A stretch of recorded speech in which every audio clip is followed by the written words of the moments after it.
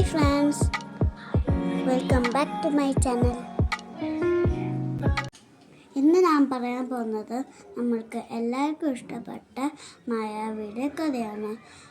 ഇഷ്ടപ്പെട്ട ലൈക്ക് ചെയ്യുക, ഷെയർ ചെയ്യുക, സബ്സ്ക്രൈബ്. മുല്ലപ്പൂയുടെ മണവും പാമ്പിൻ പൂവിന്റെ മഞ്ഞളും നിറഞ്ഞ ഒരു സുന്ദരമായ കാടായിരുന്നു കല്ലുമലക്കാട്. രാവിലെ സൂര്യപ്രകാശം ഇലകൾക്കിടയിലൂടെ വീണു മഞ്ഞുപടലങ്ങളെ സ്വർണ്ണത്തലയാക്കുന്ന കാഴ്ച. അങ്ങനെയൊരു പ്രഭാതത്തിൽ നൽകിയിട്ടൊന്നുമില്ലാതെ വനപാതയിലൂടെ നടക്കുകയായിരുന്നു നമ്മുടെ എല്ലാത്തിനെയും ചോദിച്ച് മനസ്സിലാക്കുന്ന സ്വഭാവം. പക്ഷേ അന്ന് അവൻക്കു തന്നെ മനസ്സിലാകാത്ത ഒരു കാര്യമായിരുന്നു മുന്നിൽ കാണും. ഇലകളുടെ ഇടയിൽ ഒരു അതിശയകരമായ പൊന്തിളക്കം. സുന്ദരമല്ലാതെ വിചിത്രവും. രാജു അടുത്തു ചെന്നു നോക്കുമ്പോൾ ഒരു കല്ല്. പക്ഷേ പെട്ടെന്ന് ഹേയ്, ഇവിടെ തന്നെ എന്ന് ഒരു ശബ്ദം. രാജു ഞെട്ടിപ്പോയി. കാട് ശാന്തം. പക്ഷേ ശബ്ദം വീണ്ടും. നീടെ. അത്ര പേടിക്കേണ്ട കുട്ടാവായി. രാജു താഴെ നോക്കി. കല്ല് സംസാരിക്കുന്നു. കൊഞ്ചം വിറച്ച് അവൻ ചോദിച്ചു, നീ ആരാ? അന്ന് തന്നെ കാട്ടിലൂടെ ഒരു വലിയ ഭീം ശബ്ദം. ആകാശത്തു നിന്നും വീശിപ്പാറി വന്നിറങ്ങി ലൂട്ടാപ്പി.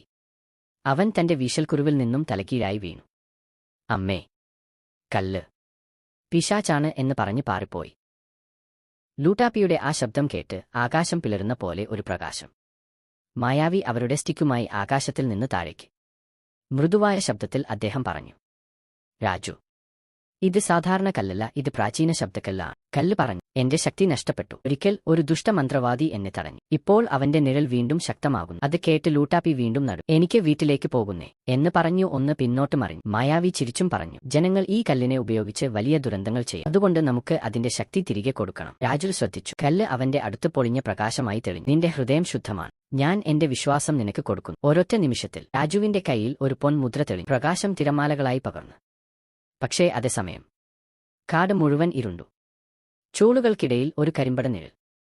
ചുചൂക്കുന്ന ശബ്ദം. എനിക്കതെല്ലാം തിരികെ വേണം. മായാവി വേഗത്തിൽ മുന്നോട്ട് ചെന്നു. തന്റെ മായാദണ്ഡ ഉയർത്തി. മയാമന്ത്ര. പ്രകാശം വലയം ആയി. നിഴൽ അതിലേക്കു ഇടിച്ചു. അത് വലിയ ഭീതിജനക ശബ്ദം. രാജു ഭയപ്പെട്ടെങ്കിലും തന്റെ മുദ്ര ഉയർത്തി. പൊൻനിറത്തിലുള്ള പ്രകാശം നേരെ ദുഷ്ടനിഴലിനെ തട്ടി. അത് പുകയും കാറ്റും ആയി അകന്നു. കാട് വീണ്ടും ശാന്തമായി. പക്ഷികൾ പാടിത്തുടങ്ങി. കല്ല് വീണ്ടും തെളിഞ്ഞു. നന്ദി രാജു, നീ യഥാർത്ഥ ധൈര്യം കാണിച്ചു. മായാവി രാജുവിന്റെ തോളിൽ കൈവച്ചു. ഇന്നുമുതൽ നീ കാടിന്റെ കൂട്ടുകാരൻ. ലൂട്ടാപ്പി തന്റെ ബ്രൂമിൽ കയറാൻ ശ്രമിച്ചു. പക്ഷേ വീണ്ടും താഴെ വീണു. എവിടുമുള്ള ചിരിയും സന്തോഷവും. അങ്ങനെ ശബ്ദക്കല്ലിന്റെ രഹസ്യം തുറന്നു. കാടും സമാധാനവും തിരിച്ചു നേടി. മായാവി, ലൂട്ടാപ്പി, രാജു മൂവരും വീണ്ടും ഒരു പുതിയ സാഹസത്തിനായി തയ്യാറായി. Like, share and subscribe and don't miss to comment.